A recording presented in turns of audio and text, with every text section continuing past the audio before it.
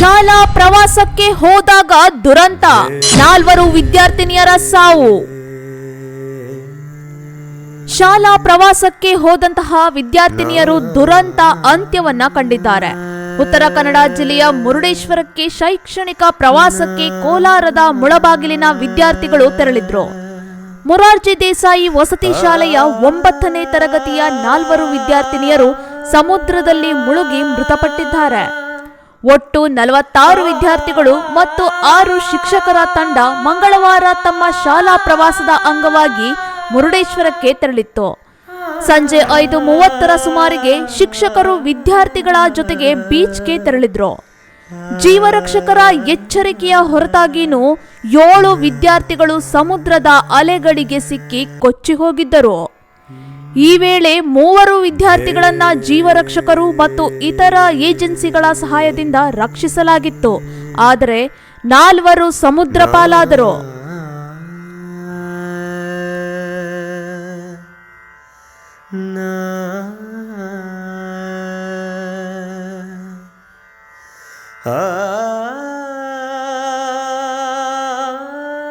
ಕಳೆದ ರಾತ್ರಿ ಓರ್ವ ವಿದ್ಯಾರ್ಥಿನಿ ಶ್ರವಂತಿ ಮೃತದೇಹವನ್ನ ಹೊರತೆಗೆಯಲಾಯಿತು. ಈ ದಿನ ಬೆಳಗ್ಗೆ ಶೋಧ ಕಾರ್ಯವನ್ನ ಕೈಗೊಳ್ಳಲಾಗಿತ್ತು. ಜೀವರಕ್ಷಕರು, ಗೃಹ ರಕ್ಷಕರು, ಮೀನುಗಾರರು ಮತ್ತು ಪೊಲೀಸರನ್ನ ಒಳಗೊಂಡಂತಹ ತಂಡ ಶೋಧ ಕಾರ್ಯಾಚರಣೆಯನ್ನ ನಡೆಸಿದ್ದು, ಬೆಳಿಗ್ಗೆ 3 ಬಾಲಕಿಯರ ಮೃತದೇಹಗಳನ್ನ ಹೊರತೆಗೆದಿದ್ದಾರೆ. ಮುರುಡೇಶ್ವರದಲ್ಲಿ ನಡೆದಂಥ ಘಟನೆ ಬಹಳ ದುಃಖ ಆಗಿದೆ. ಎಲ್ಲ 15-16 ವರ್ಷದ ಮಕ್ಕಳು ಸಮುದ್ರದಲ್ಲಿ ಮುಳುಗಿ ಎಲ್ಲ 4 ಬಾಡಿ ಸಿಕ್ಕಿದೆ.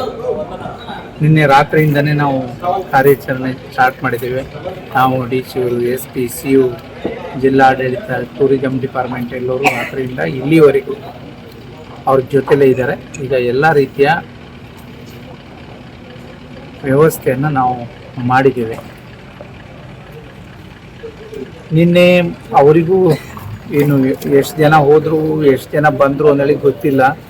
ರಾತ್ರಿ ಮೇಲೆ ಗೊತ್ತಾಗಿತ್ತು 4 ಜನ ಮಿಸ್ ಆಗಿದ್ದಾರೆ. 1 ಬಾಡಿ ಆಗಿಂದಾಗ ಸಿಕ್ಕಿತ್ತು, 3 ಮಾತ್ರ ಇವತ್ತು ಬೆಳಿಗ್ಗೆ ಸಿಕ್ಕಿತ್ತು. ಆಗಬಾರ್ದಿತ್ತು, ಆಗೋಗಿದೆ. ದುರಂತ ಆಗಾಗ ಎಲ್ಲ ಕಡೆ ನಡೀತಾ ಇರ್ತದೆ. ನಾವು ಆದಷ್ಟು ಜಾಗ್ರತೆ ಮಾಡಿದ್ದೇವೆ. ಒಂದು ಆದ ತಕ್ಷಣ ನಾವು ಭಾಳ ಜಾಗ್ರತೆಯನ್ನು ವಹಿಸಿದ್ರು. ಆದರೂ ನಿನ್ನೆ ಸಂಜೆ ಇಂಥ ಕೆಟ್ಟ ದುರಂತ ಆಗಿದೆ. ಹಾಗಾಗಿ ನಮ್ಗೆ ಭಾಳ ಬೇಜಾರಾಗಿದೆ. ಗಳಿಗೆ ಬೇಕಾದಂಥ ಎಲ್ಲ ಸವಲತ್ತುಗಳು ಉಂಟು. ಅವ್ರ ಜೊತೆ ಪೊಲೀಸರಿದ್ದಾರೆ, ಅದ್ರ ಜೊತೆ ಕೋಸ್ಟಲ್ ಪೊಲೀಸ್ ಇದೆ, ಅವ್ರ ಜೊತೆಲಿ ಮತ್ತೆ ಏನು ಎಂತ ನಮ್ಮದು ಕೋಸ್ಟಲ್ ಕರಾವಳಿ ಕಾವಲುಪಡೆ ಮತ್ತು ಹೋಮ್ ಗಾರ್ಡ್ ಇದೆ. 4 ಜಂಟಿಯಾಗಿ ಅವರು ಕಾರ್ಯಾಚರಣೆ ಮಾಡ್ತಾರೆ. ಒಬ್ಬರೊಬ್ಬರೇ ಇರೋದು, ಒಬ್ರು ಇಲ್ಲಾದರೂ ಒಬ್ರು ಇರೋದು, ಆ ವ್ಯವಸ್ಥೆ ಇದೆ. ಎಲ್ಲ ವ್ಯವಸ್ಥೆ ಇದೆ. ಎಲ್ಲ ವ್ಯವಸ್ಥೆನೂ ಇದ್ದು ಹೀಗಾಯಿತು ಅಂದೇಳಿ ಬೇಜಾರಾಗಿದೆ. ಯಾವಾಗಲೂ ಸಂಜೆ ಟೈಮ್ 5:15 ನಂತರ ಯಾರಿಗೂ ಬೀಚಿಗೆ ಬಿಡೋದಿಲ್ಲ. ಆದರೂ ಇವರು ಬೀಚಲ್ಲೇ ಇದ್ದರು ಅನ್ನೋದು ನಮ್ಗೆ ಗೊತ್ತಾಗಿದೆ. ಯಾರ್ಯಾರ ಮೇಲೆ ಕ್ರಮ ತಗೊಳ್ಳಿಕ್ಕೆ ನಾವು ಈಗಾಗಲೇ ಆದೇಶ ಮಾಡಿದ್ದೇನೆ. ಅದ್ರ ಜೊತೆಯಲ್ಲಿ ಅವರ ಮಕ್ಕಳನ್ನು ಕಳ್ಕೊಂಡಿದ್ದಾರೆ, ಅವ್ರ ಕುಟುಂಬಕ್ಕೆ ಈಗಾಗಲೇ 5 ಲಕ್ಷ ಸರ್ಕಾರ ಘೋಷಣೆ ಮಾಡಿದೆ. ಅದರಿಂದ ಏನು ಮಗು ಬರೋದಿಲ್ಲ ಅಥವಾ ಅದು ಏನು ಸಮಾಧಾನನೂ ಅಲ್ಲ. ಆದರೂ ಸರ್ಕಾರದಿಂದ ಮುಖ್ಯಮಂತ್ರಿಗಳು ಈಗಾಗಲೇ ಘೋಷಣೆ ಮಾಡಿದ್ದಾರೆ. ಹಾಗಾಗಿ ಮತ್ತೆ ಏನು ಹೆಲ್ಪ್ ಮಾಡಲಿಕ್ಕೆ ಸಾಧ್ಯ ಆಗ್ತದೆ ಮಾಡ್ತೀನಿ. ಎಲ್ಲ ಬಡ ಕುಟುಂಬದ ಮಕ್ಕಳು, ಎಲ್ಲರೂ ರ್ಯಾಂಕ್ ಸ್ಟೂಡೆಂಟ್, ಒಳ್ಳೆ ಪರ್ಸೆಂಟೇಜ್ ಇರುವಂಥ ಮಕ್ಕಳು. ಭಾಳ ನೋವಾಗಿದೆ.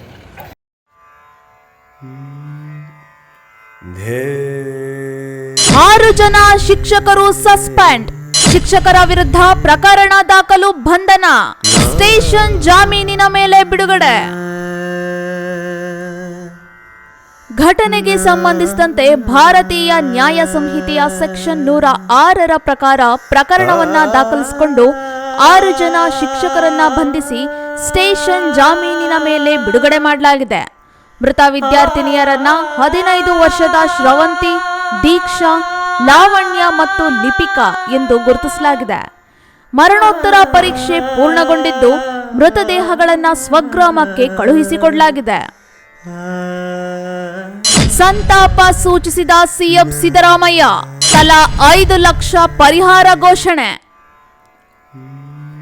ದುಃಖ ತಪ್ತ ಪೋಷಕರಿಗೆ ಸಂತಾಪವನ್ನ ಸೂಚಿಸಿರುವಂತಹ ಮುಖ್ಯಮಂತ್ರಿ ಸಿದ್ದರಾಮಯ್ಯ ಮೃತ ವಿದ್ಯಾರ್ಥಿಗಳ ಕುಟುಂಬಕ್ಕೆ ತಲಾ 5 ಲಕ್ಷ ರೂಪಾಯಿ ಪರಿಹಾರವನ್ನ ಘೋಷಿಸಿದ್ದಾರೆ. ಪ್ರವಾಸದ ಸಮಯದಲ್ಲಿ ಶಿಕ್ಷಕರು ವಿದ್ಯಾರ್ಥಿಗಳು ಎಚ್ಚರಿಕೆಯನ್ನು ವಹಿಸಬೇಕು, ಇಲ್ಲದಿದ್ರೆ ಅನಾಹುತ ತಪ್ಪಿದ್ದಲ್ಲ ಅನ್ನೋದಕ್ಕೆ ಈ ಘಟನೆಯೇ ಸೂಕ್ತ ಉದಾಹರಣೆ. News room Kannada medium 24x7.